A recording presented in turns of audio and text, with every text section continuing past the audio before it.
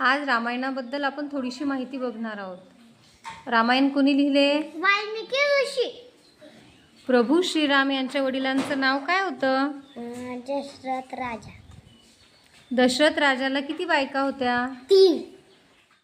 काय नावे आहेत त्यांची? सुमित्रा, कौशल्या, कैकेयी। कौशल्येचा? राम।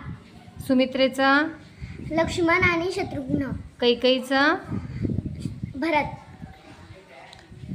राम वनवासाला जाताना त्यांच्यासोबत कोण कोण होतं? सीतामाता आणि लक्ष्मण। रामाला वनवासाला कोणी पाठवले? कैकेयीने।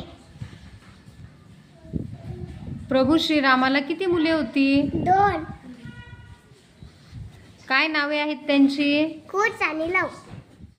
सीतामातेच्या वडिलांचं नाव काय होतं? जनक राजा। जय श्रीराम। जय